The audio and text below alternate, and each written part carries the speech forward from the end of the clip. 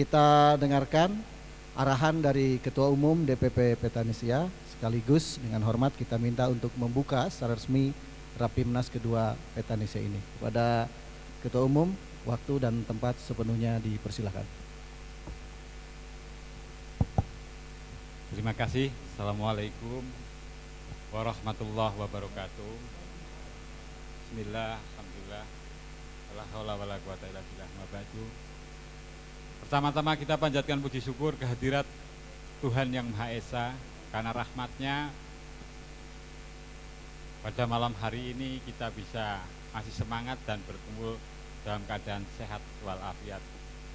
Sholawat dan salam semoga selalu tercurahkan kepada para nabi dan para rasul beserta keluarga dan para sahabat-sahabatnya sampai ke umat. Yang kami hormati Dewan Fatwa Kebangsaan, Sekretaris Dewan Fatwa Kebangsaan Laksamana Heri Suyanto yang selalu memberikan semangat kita, Habib Abu Bakar, anggota Dewan Fatwa Kebangsaan. Ini Gus Ridwan harus kenal ini. Ini Menteri Luar Negeri dan Dalam Negeri ini. Aplaus untuk Bepang ini. Yang kami hormati dan kami banggakan selalu seluruh jajaran kepengurusan DPP Petanesia, Sekjen, Wasekjen Bendum, Wabendum, Ketua Korbit, sampai Ketua Divisi dan anggotanya. Hadir pula juga Panglima Garda Petanesia, beliau Bandung. Perkenalkan ya, Kang Arif ya. Aplaus untuk Kang Arif serta jajarannya. Hadir pula Persatuan Mahasiswa Petanesia. Ini Mas Wahib sekjennya, ketuanya lagi acara di Kalimantan ya. Barusan acara pelantikan LPA semoga bisa berjalan. Terus selanjutnya LBH Petanesia, mana LBH Petanesia?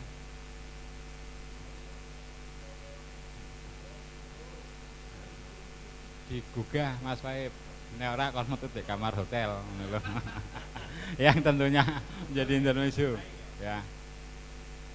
Saudara-saudara sekalian yang tentunya tidak bisa kami sebut satu persatu, tetapi tidak mengurangi rasa hormat pribadi saya. Pertama-tama juga saya sampaikan pada kesempatan yang berbahagia ini salam hormat dari Maulana Habib Lutfi. Beliau karena ada beberapa hal kegiatan, kemarin saya koordinasi sama Habib Aan, akhirnya beliau ke Jakarta, tetapi beliau mengirim salam untuk kita semua. Assalamualaikum warahmatullahi wabarakatuh. Yang kedua tentunya apa yang disampaikan oleh Pak Sekjen tadi, beliau selalu hadir setiap saat kegiatan-kegiatan Petanesia, baik di DPP sampai ranting. Seperti pada malam hari ini, jiwa beliau hadir pada malam hari ini di sini. Kita bisa berkumpul karena semangat jiwa hikmah kita terhadap Habib Lutfi. Inilah yang menyatukan kita semua, di antaranya saudara-saudara sekalian. Tentunya banyak hal. Saya mengutip tadi persoalan yang disampaikan oleh orang Petanesia terhadap Kepala Kesbangpol Jawa Tengah.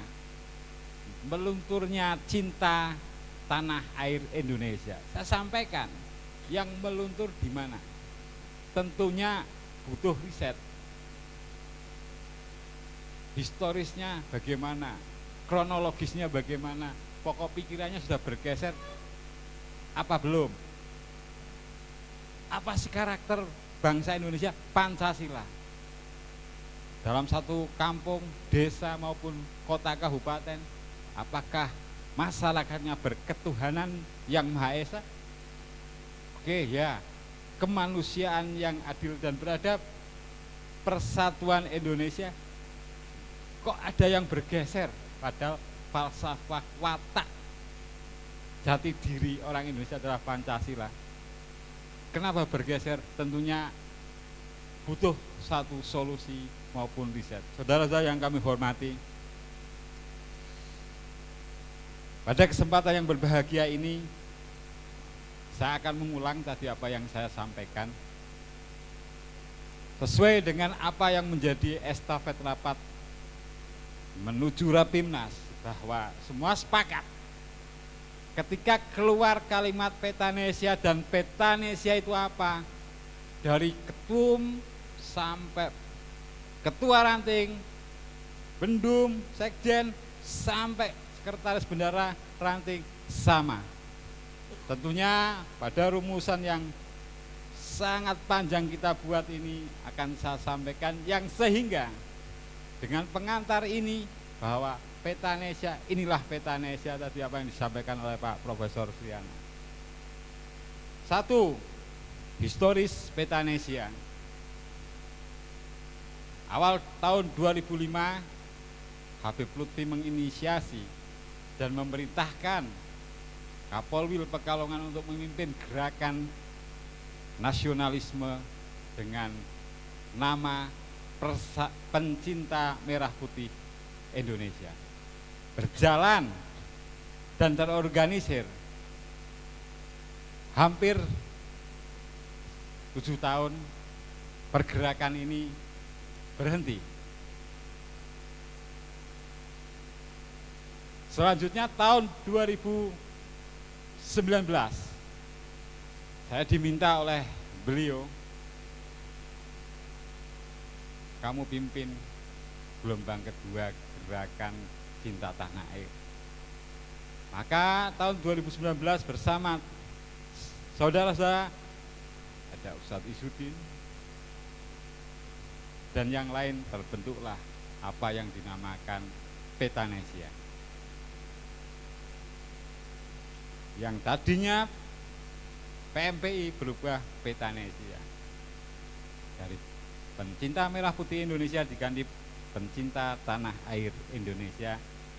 Dan karena alasan regulasi undang-undang melarang lambang negara dijadikan nama ormas, akhirnya beralih ke Pencinta Tanah Air Indonesia. Saudara-saudara yang kami hormati, pelantikan di Ganju Solawat Rakernas pertama di Pagilaran, sampai pada akhirnya hasil rekomendasi Rakernas membentuk struktur kepengurusan baik tingkat DPW, DPC, dan ini yang tentunya yang kedua. Dan dalam waktu 2 tahun alhamdulillah Petanesia sudah terbentuk. Jawa, Bali, semua Kalimantan, seluruh Kalimantan, Sumatera, separuh Sulawesi, dan beberapa di Papua. Tentunya ini satu pergerakan yang sangat-sangat luar biasa. Bukan saya saja, tetapi semua bergerak untuk membesarkan, membangun Petanesia. Bukan karena apa, tapi karena cinta kita terhadap bangsa Indonesia. Maka dari historis inilah Petanesia mulai hadir. Kronologisnya apa?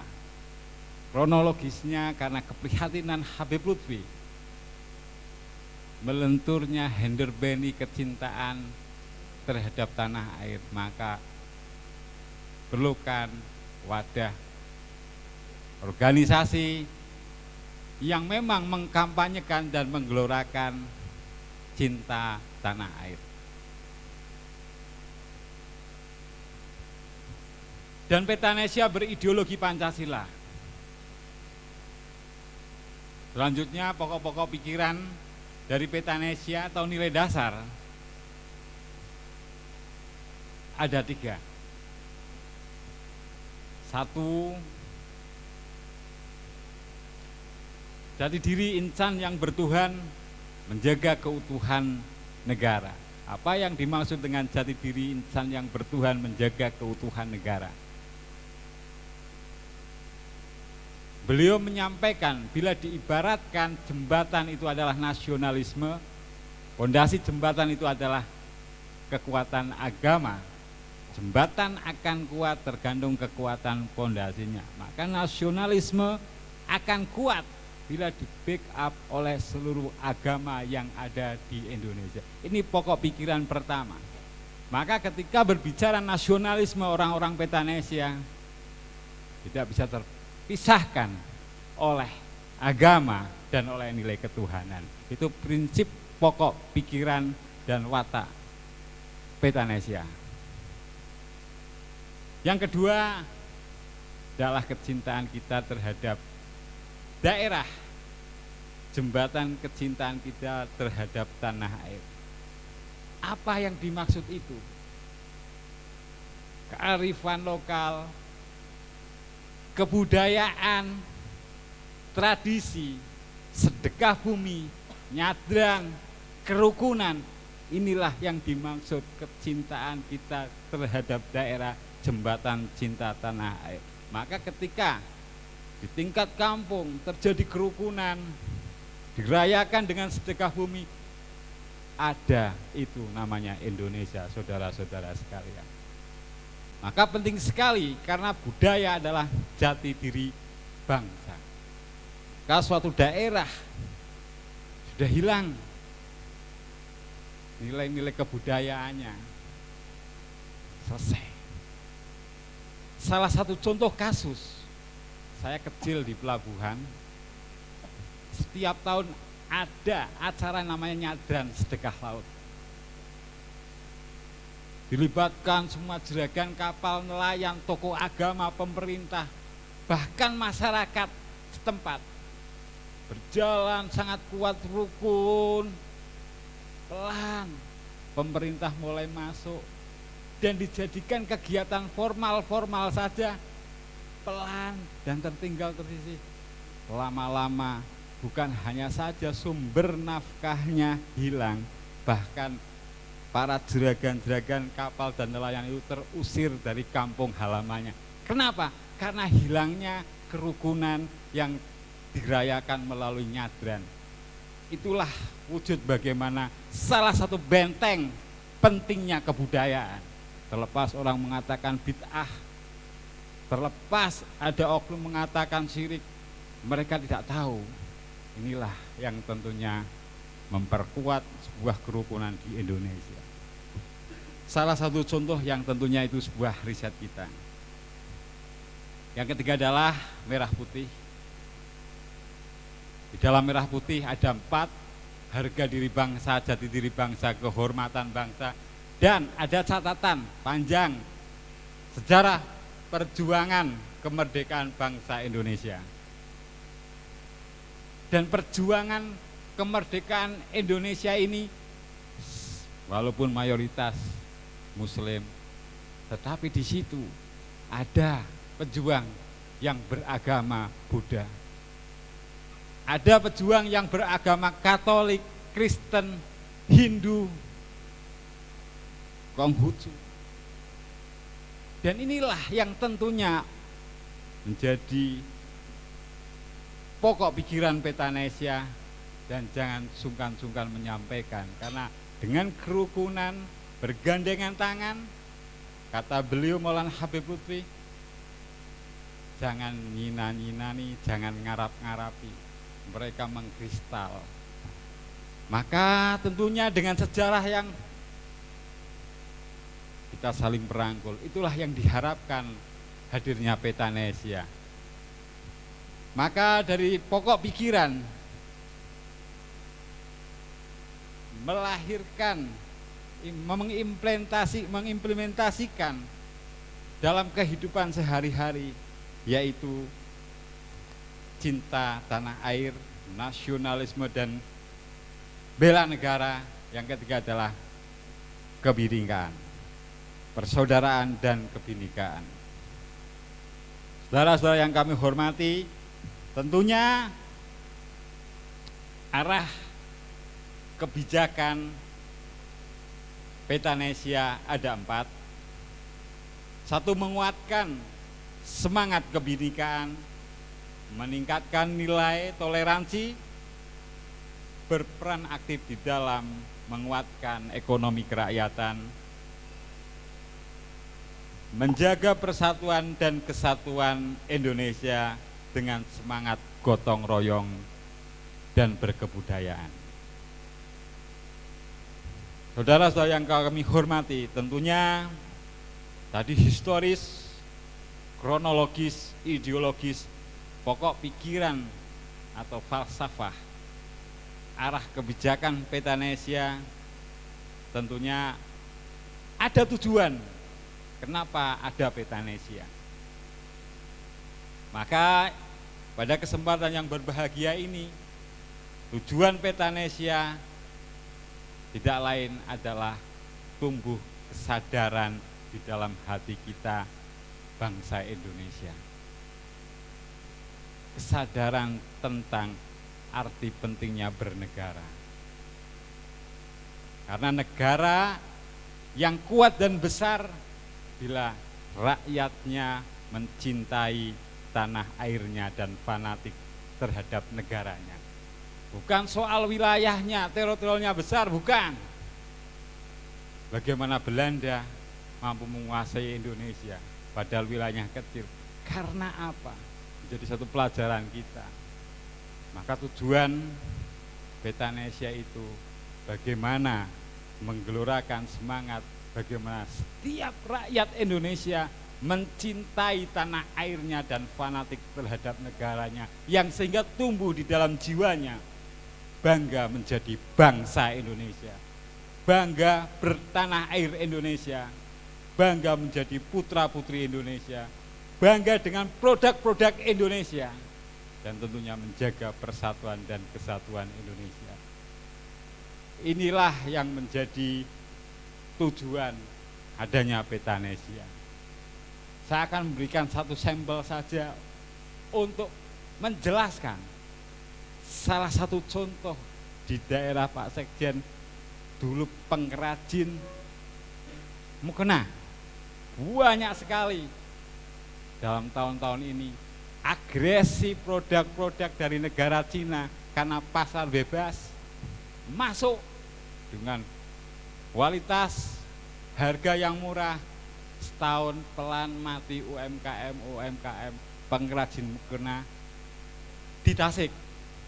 Dan apakah ini akan dibiarkan? Tentunya Petanesia bagian dari solusi persoalan bangsa ini, saudara-saudara sekalian. Yang terakhir adalah jati diri orang-orang Petanesia, jati diri Petanesia, yaitu Pancasilais. Kata Pak Profesor Suryana, Pancasilais itu apa? Satu, berketuhanan, berkemanusiaan, persatuan, kerakyatan, dan keadilan sosial. Inilah watak kader-kader Petanesia. Ketika watak ini sudah bergeser dari falsafah ini, pasti ada masalah terhadap kader kita, ada problem di kader kita. Maka dengan jati diri ini sudah sangat jelas watak orang Petanesia. Tentunya yang terakhir saya akan menyampaikan, dan baru sekali ini akan saya sampaikan dalam acara yang resmi Petanesia, 9 amanah dari pendiri Petanesia, yaitu Maulana Habib Lutfi. 1.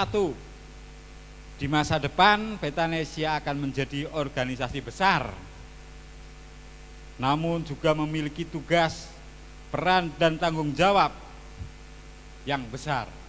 Yang kedua, pengurus dan kader Petanesia ojo gonjaan. Ojo gonjaan itu jangan main-main. Harus berkomitmen menjaga martabat organisasi. Yang ketiga, pengurus dan kader Petanesia wajib memiliki niat lurus untuk mewujudkan tadi yang saya sebutkan, arah kebijakan dan tujuan Petanesia. Yang keempat adalah Petanesia harus menjadi portal atau benteng yang kokoh bagi keutuhan dan kedaulatan NKRI. Yang kelima, Petanesia harus menjadi contoh dan rujukan dunia dalam mewujudkan dan menjaga keutuhan kedaulatan bangsa dan negara. Yang keenam adalah bagi Petanesia, perbedaan agama dan keyakinan serta keragaman suku dan ras sudah tuntas, cukup. Realitas sosial ini adalah sunatullah yang menjadi kekuatan Indonesia. Maka orang Petanesia silahkan berbeda-beda, urusan agama selesai di Petanesia. Termasuk nanti di dalam WA Group, urusan agama jangan dibawa masuk grup, terutama para pengurus DPP Petanesia. Silahkan share yang sifatnya kebangsaan, nasionalisme dan bela negara. Ini amanah dari Maulana Habib Lutfi. Yang kedelapan, eksistensi Petanesia harus tumbuh dan dikembangkan ke seluruh wilayah Indonesia, dan ini sudah bergerak. Yang kesembilan adalah kader dan pengurus Petanesia harus terus-menerus bergerak dalam menumbuhkan dan menguatkan cinta tanah air bela negara ke seluruh pelosok negeri. Tentunya harapan besar dari Maulana Habib Lutfi ke kita terkait organisasi yang namanya Petanesia, dan di dalamnya kita menjadi pengurus tentunya bertanggung jawab secara lahir dan batin. Dan tentunya bagaimana mewujudkan apa yang menjadi amanah beliau tadi, bukan untuk Habib Lutfi, tetapi untuk kita semua dan anak cucu kita. Tentunya hal-hal yang tersampaikan itu menjadi real kepetanesiaan, yang tentunya dimanapun setiap kita ada kader Petanesia, ketika ditanya Petanesia keluarnya sama. Maka pada kesempatan yang berbahagia, dengan mengucapkan bismillah, kita buka acara Rapimnas yang kedua. Semoga mendapatkan ridho dari Tuhan Yang Maha Esa dan mendapatkan hasil maksud yang tentunya bermanfaat dan menjadi salah satu dharma bakti kita di dalam mengisi kemerdekaan bangsa tercinta ini. Demikian, terima kasih. Mohon maaf bila ada kalimat yang kurang pas. Terakhir, satu puisi dari beliau, bahwa datang dengan selalu membawa kedamaian dan saling mencemerlangkan akal, yang sehingga mampu membedakan mana yang manfaat dan tidak manfaat, dan tidak mudah mencederai muka kedua orang tua, guru maupun bangsa yang kita cintai. Manisnya buah, harumnya bunga, wanginya dupa tidak abadi jika dinikmati sendiri. Indahnya kalimat terkadang menjadi obat sakit hati. Demikian, terima kasih. Assalamualaikum warahmatullahi wabarakatuh.